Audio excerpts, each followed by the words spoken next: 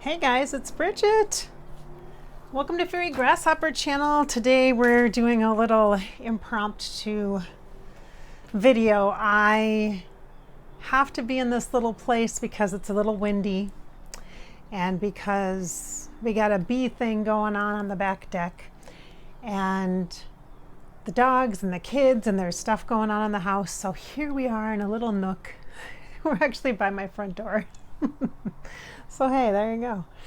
All right, so today for our topic, we're going to actually do a topic video today. We're going to talk about the idea of the working with the shadows. Okay, so I've mentioned this before in previous videos when I talk about work with priestessing or work with the divine feminine or my divine woman group. The energy of the shadow seems to come up an awful lot. And what does that really mean? Let's talk about that here. There's a lot of different variations to definitions, as you well know, and everyone's own unique individual perception is clearly what influences their reality. So I'm just sharing from my perspective. Again, when I work with the shadow energy or I talk about shadow, what I'm talking about is parts of ourselves that we're not so fond of, maybe things we consider flaws or not our greatest qualities.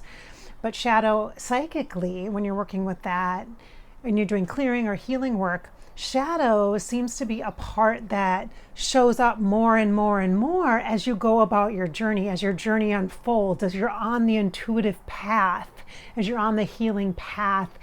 You will be seemingly challenged with more things, parts of yourself to be revealed, opportunities for reflection, for clearing, for release, for self-forgiveness and self-empowerment. So when I'm talking about the shadow psychically, it is something a little bit different, I think, than maybe what you think of right away in your mind. And when I think of shadows, when I'm not thinking of psychic stuff, I think of like scary stuff. I think of, you know, like crime and evil and really this kind of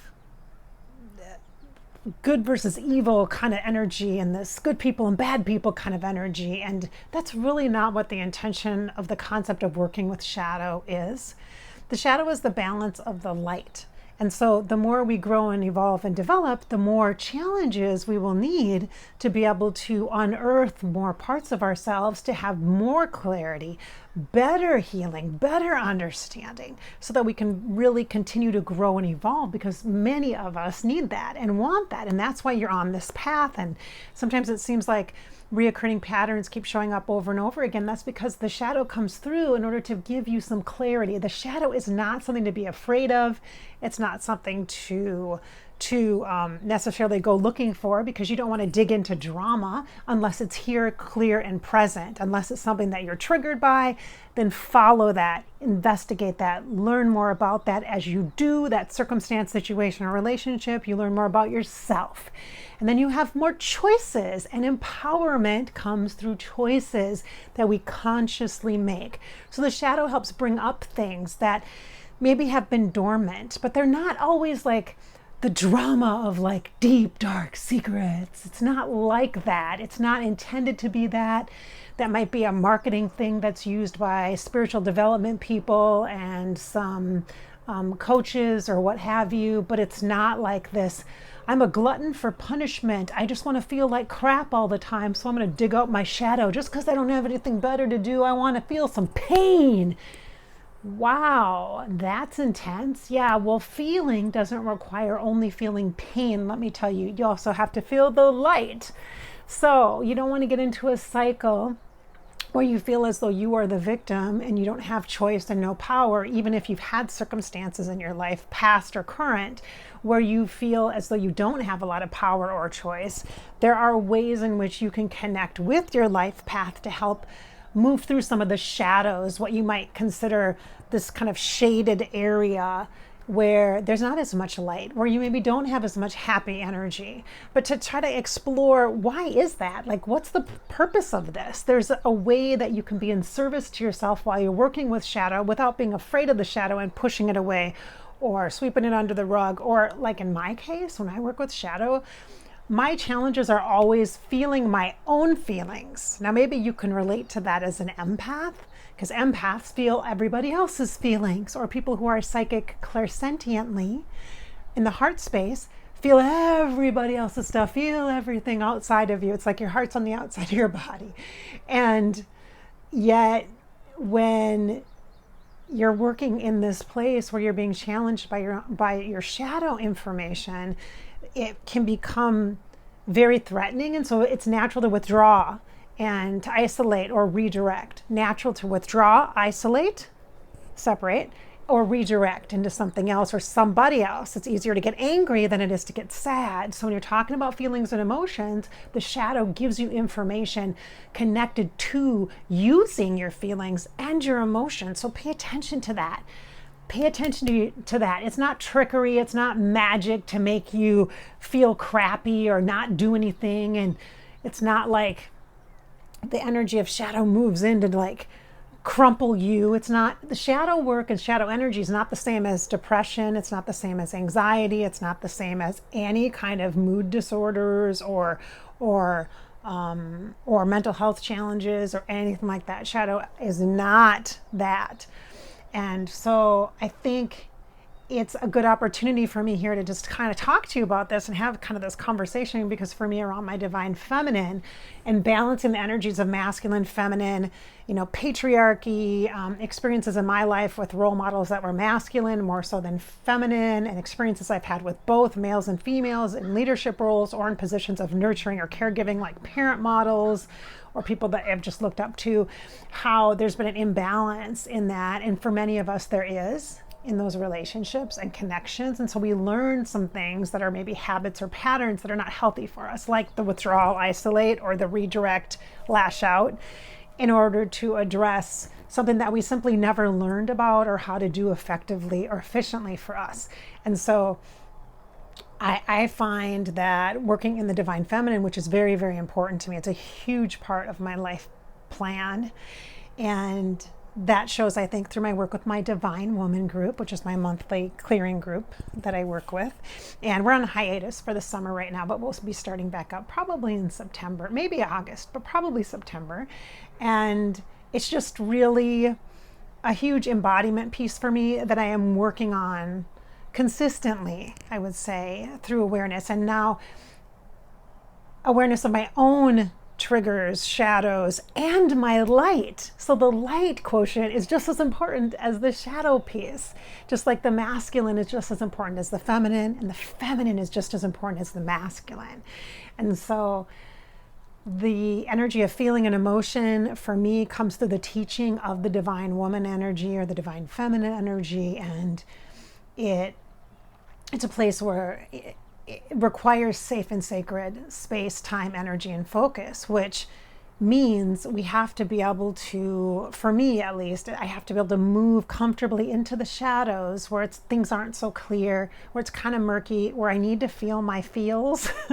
And a lot of times that will mean pulling me kind of out of my mainstream pattern or my routines and giving me space, safe and sacred space, a container in that divine feminine energy space, that womb space, to allow me to just be with my feelings about whatever topic or trigger or relationship, or past experience, past life memory, whatever's coming forward. And so I want to talk about this. I think it's important to talk about the shadow stuff, is because it kind of gets to be trendy, or this thing, well, obviously you're not happy because you're not dealing with your shadow. It's like, well, no, I'm not happy because I don't know how to connect to the emotions of happiness or joy or spontaneity. Instead, for me, happiness and joy feels like something you have to approve. And if you don't feel worthy of that, then it might mean that I might be the kind of person that it's like, I don't think I deserve that. I haven't worked hard enough yet, or I haven't done enough for other people, or that's selfish. So there's a lot of messaging inside of us, internal, that helps, that comes through with the shadow, that gives us information, our thoughts and our feelings and emotions about that. And so it doesn't have to be something that is something that's wrong with you or wrong. It's just a tool, a lensing or a layering of how to look at your life and understand energy and understand the dynamics of your relationships and understand the dynamics within yourself and the relationship between your mind, your thinking thought mind, and your just beautiful sacred heart, and those feelings and the emotions and the thoughts, kind of helping to understand. And maybe even shadow space is a calming space, like a cauldron of energy, to, like the night is, like the evening is, to cuddle within and be with ourselves, and to just allow ourselves to really be fully expressed in those quiet, intimate moments of the shadow. And so shadow provides that. It doesn't have to be dramatic. Do not buy the marketing hype of spiritual the spiritual landscape right now. It doesn't have to be like, well, there's clearly something wrong with you. You need to deal with your stuff. You're not addressing this. Well, for the most part, when you step into like an intuitive coaching session with me, we both know, you and I both know, that you have stuff you're not addressing. Because guess what? Most of us have stuff we're not dealing with. And we know that there's a resistance or an energy, which is the shadow, that keeps us maybe from having the clarity that we need, because then there's extra work that might need to be done, or we feel like it'll change the trajectory of our job or our relationship or our health or something. We're afraid of what we don't know. And so that unknown space, which is what shadow is, in your resistance, and my resistance, ours, right, is the place where we have the room that we can work in. It's like the artist's studio where we can grow and stretch and have these really sacred realizations in.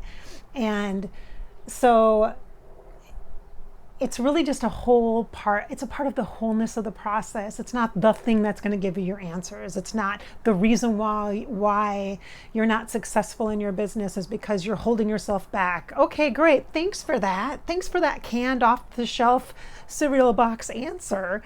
It's deeper than that, because you're deeper than that. You have the entire universe within you. And so therefore there are limitless possibilities, connections, opportunities, experiences that are available to you. And so there's just a whole range that creates the fullness of this life experience as a human being and as a spiritual being. And shadow is just a part of that.